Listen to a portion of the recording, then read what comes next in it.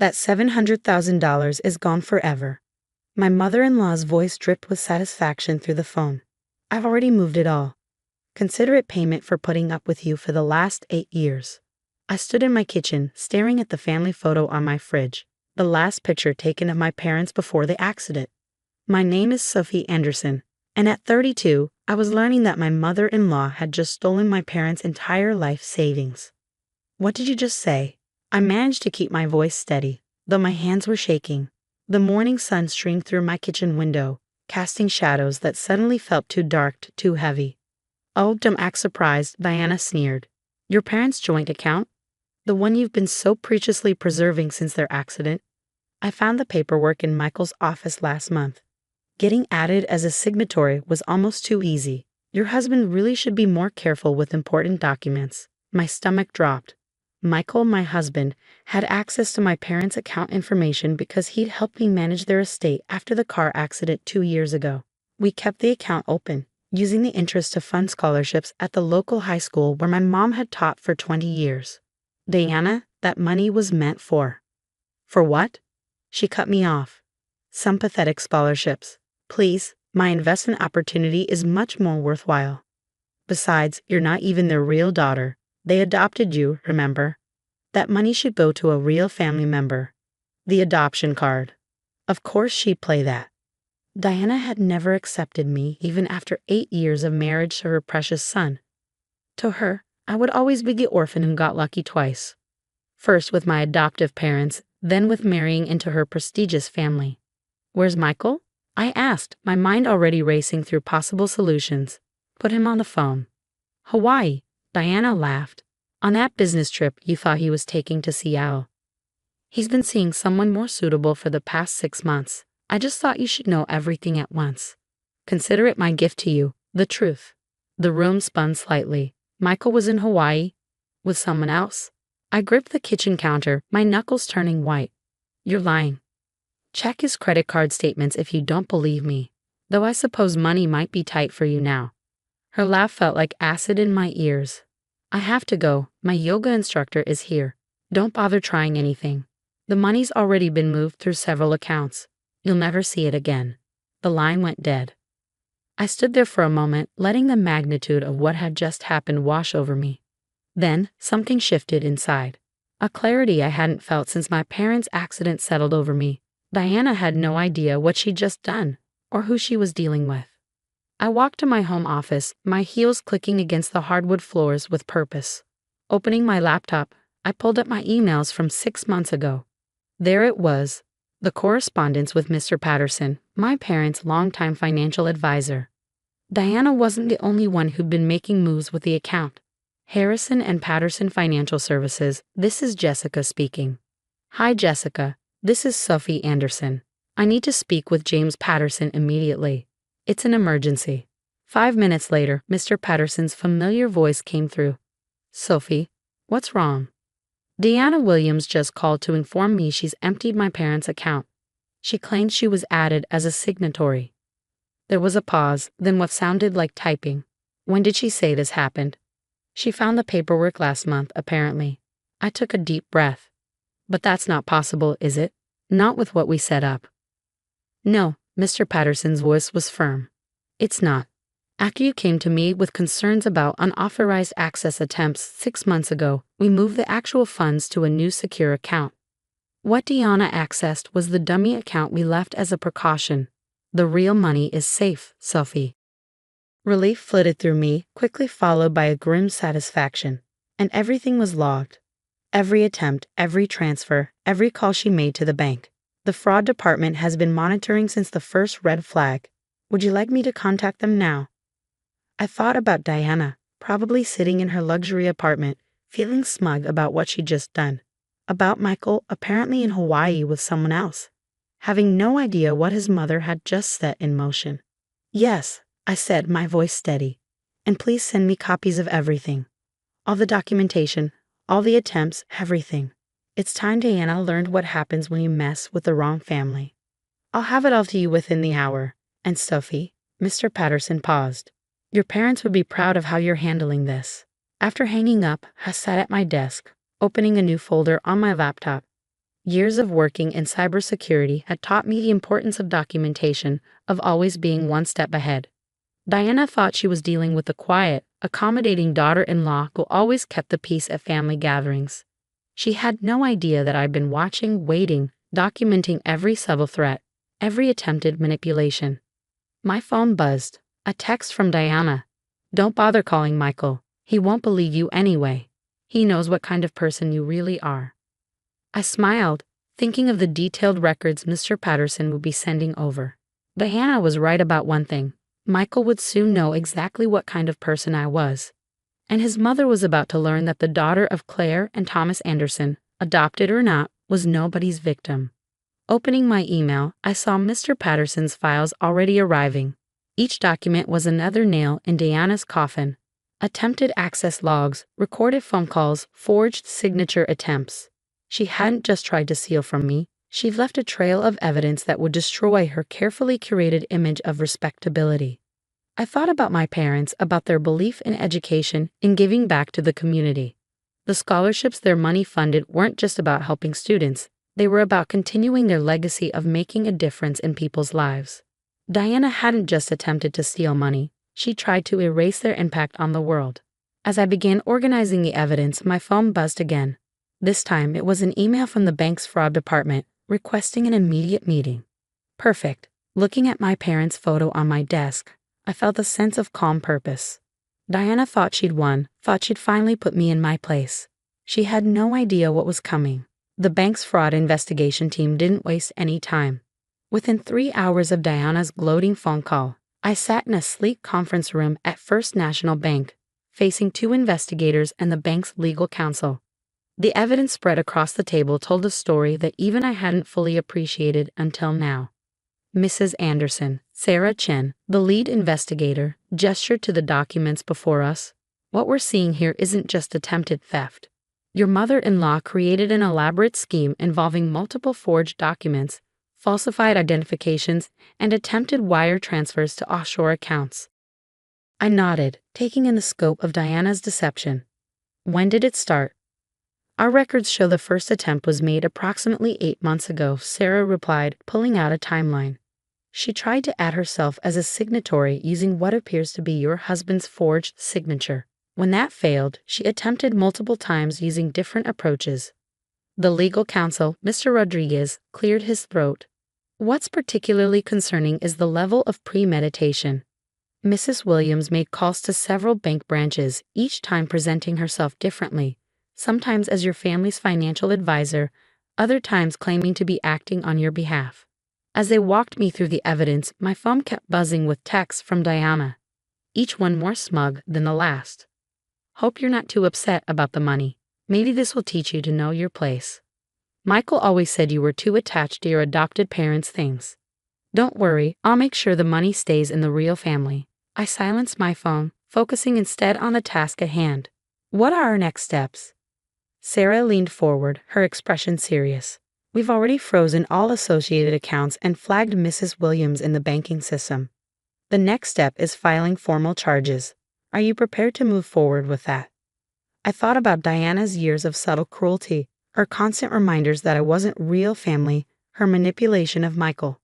"Yes," I said firmly. "I want to press charges." Just then, my phone lit up with a call from Michael. I excused myself and stepped into the hallway. "Sophie, what the hell is going on?" Michael's voice was tight with anger. "Mom just called me, saying the bank froze her accounts." "What did you do?" I closed my eyes, steadying myself. "Where are you, Michael?" "What do you mean?" "I'm in Seattle for." "Stop lying," I cut him off. "I know you're in Hawaii. I know about the affair, and I know what your mother tried to do." There was a long pause. "Sophie, listen." "No, you listen. Your mother tried to steal $700,000 from my parents' memorial scholarship fund. She forged documents, created fake IDs, and attempted multiple fraudulent transfers. Everything was documented. Everything was recorded. So before you defend her, you might want to see the evidence for yourself. She was just trying to what? Help you hide money for your divorce plans? Create a nest egg for you and your girlfriend? The bank has everything, Michael. Every attempt, every call, every forged signature, including yours." Another pause, longer this time. When he spoke again, his voice was different. What do you want? I want you to come home and face what you've both done. The bank's fraud department and their legal team are involved now. This isn't going away. After hanging up, I returned to the conference room where Sarah and Mr. Rodriguez were reviewing additional documents. Mrs. Anderson, Mr. Rodriguez said, we found something else. It appears Mrs. Williams has a history of similar attempts at other banks. This isn't her first time trying something like this. Of course it wasn't. Diana had always lived beyond her means, always had some new investment scheme or business opportunity. I'd never imagined she'd go this far, though. My phone buzzed again. Another text from Diana. Michael will never believe you over his own mother. You're nothing but an orphan playing house. I showed the message to Sarah, who added it to their growing file of evidence. This will help establish pattern and intent, she explained. Her communications show clear premeditation. As we continued through the documentation, a bank security officer entered with new information. They tracked the attempts Diana had made to move the money she thought she'd stolen, multiple transfer requests to accounts in the Cayman Islands and Singapore. If she had accessed the real account instead of the dummy one, Sarah explained, the money would have been nearly impossible to recover. I thought about how close Diana had come to destroying my parents' legacy, all while believing she was entitled to do so. The scholarships that money funded had already helped dozens of students attend college. My mom had always said education was the greatest gift you could give someone. Even after her death, she was still changing lives. We're ready to proceed with formal charges, Mr. Rodriguez announced. Given the amount involved and the extensive evidence of fraud, Mrs. Williams is looking at serious criminal charges. Just then, my phone rang again. This time it was Diana. I put it on speaker. You ungrateful little nobody, she hissed. How dare you involve the bank? Do you know who I am in this community? Actually, Diana, I do know who you are. So does the bank's fraud department, their legal team, and soon, the police. Would you like to know what they found? You're bluffing, but her voice wavered slightly. Multiple forged documents, fake IDs, recorded phone calls where you impersonated bank officials. Oh, and evidence of similar attempts at other banks. Did you really think no one was watching? I was just trying to steal from my dead parents' memorial fund, trying to erase their legacy because you never thought I deserved to be part of your family. You've made that clear for 8 years, Diana, but this time you went too far. There was a long silence. When Diana spoke again, her voice was different, desperate. We can work something out. I'll tell Michael to come home. We can talk about this as a family. Family? I cut her off. You've spent 8 years telling me I'm not family. Now you get to face the consequences of your actions, just like anyone else. I ended the call, looking up to find Sarah and Mr. Rodriguez watching with professional approval. The police will want to speak with her today, Sarah said. Would you like to be present when they do? I thought about Diana's face when she realized everything was documented, about Michael somewhere in Hawaii probably scrambling to damage control. I thought about my parents who had taught me that integrity mattered more than status, that family was about love, not blood. Yes, I said, gathering my things. I want to be there. She needs to understand exactly what she tried to destroy. As we left the conference room, I felt lighter somehow. Diana had tried to take everything from me, thinking I was powerless to stop her. Instead, she'd given me the opportunity to stand up not just for myself, but for everything my parents had believed in. The real money was safe, the scholarships would continue, and Diana was about to learn that underestimating me was the biggest mistake she ever made. The police arrived at Diana's luxury apartment building just as the afternoon sun cast long shadows across the manicured lawns. I stood slightly back, watching as 2 officers and a detective approached her door. The bank's fraud investigator, Sarah, stood beside me, a thick folder of evidence under her arm. Diana's face when she opened the door was something I'll never forget. The color drained from her perfectly made-up face as she saw the officers, then me standing behind them. Mrs. Diana Williams, the detective began. We need to speak with you about multiple counts of attempted bank fraud and identity theft. This is ridiculous, Diana sputtered, her usual composure cracking. Do you know who my family is? Who my husband is? Yes, ma'am, the detective replied calmly. We're also aware of your previous attempts at First National and 3 other banks. Would you like to discuss this here, or down at the station. Just then, Michael appeared in the doorway, looking disheveled and jet-lagged. His Hawaii trip had clearly been cut short.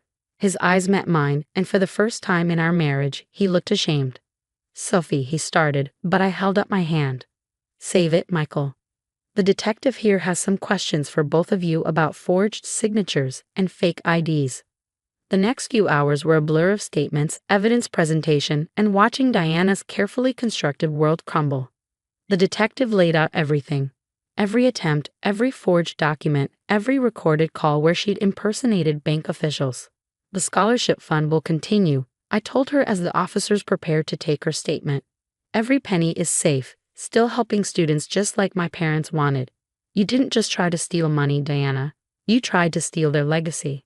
Diana's face contorted with anger. "They weren't even your real parents. You were just some orphan they took pity on." "No," I said calmly, pulling out a worn photo from my wallet. "They were the people who taught me that family isn't about blood or status. It's about love, integrity, and standing up for what's right, something you never understood." As Diana was led away for formal questioning, Michael approached me, his face drawn. "I had no idea she was planning this," he said quietly. "About Hawaii, I'm sorry." I looked at this man I'd married, seeing him clearly for the first time. "You may not have known about the fraud, but you knew who she was. You knew how she treated me, how she talked about my parents. You just chose to ignore it." "What happens now?" he asked, his voice small. "Now, I continue my parents' legacy. The scholarships will go on, helping students achieve their dreams. As for us, I twisted my wedding ring off, placing it on the table between us. I think we both know this marriage is over." The divorce proceedings moved quickly. Michael didn't contest anything, perhaps hoping to avoid more scandal. Diana faced multiple fraud charges, her reputation in the community she'd valued so much now in tatters. 3 months later, I stood at my parents' grave, placing fresh flowers beside their headstone. The first round of scholarship recipients had just been announced. 15 students who would get the chance to pursue their education, just as my parents had wanted. "Mrs. Anderson," a young voice called out. I turned to see Maria, one of the scholarship recipients, walking toward me with her mother. "We hoped we'd find you here," Maria said, clutching an envelope. "I wanted to thank you in person. This scholarship, it means everything. I promise I'll make your parents proud." As I hugged this bright young woman, I felt tears in my eyes. This was my parents' true legacy, not just the money, but the lives they continued to touch, the dreams they helped make possible. My phone buzzed. A text from Sarah at the bank. "Diana took a plea deal, significant fines and community service. She's also been barred from any financial positions or decision-making roles." I smiled, tucking the phone away. Diana's punishment wasn't about revenge. It was about justice and consequences. She tried to destroy something beautiful out of spite and prejudice, and instead had only destroyed her own carefully maintained facade. Later that evening, as I sat in my home office reviewing applications for the next round of scholarships, I found myself looking at that last family photo on my desk. My parents' smiling faces reminded me of everything they'd taught me. About strength, about dignity, about standing up for what's right. Diana had thought she could break me by attacking their legacy. Instead, she'd only made it stronger. The scholarship fund wasn't just about money. It was about continuing their work, their belief in education and opportunity. My mom used to say that the true measure of a person isn't in how they treat those they respect, but in how they treat those they don't. Diana had shown exactly who she was, and in doing so, had helped me become stronger, more determined to honor my parents' memory. The next scholarship ceremony would be held in the high school auditorium where my mom had taught for so many years. Looking at the list of recipients, I felt a deep sense of peace. Diana had tried to take everything from me, thinking I was powerless to stop her. Instead, she'd given me the opportunity to prove that family isn't about blood or status. It's about love, integrity, and the legacy we choose to build. My parents would have been proud not just of protecting their legacy, but of using it to help others build their own. That, more than any revenge, was the sweetest victory of all.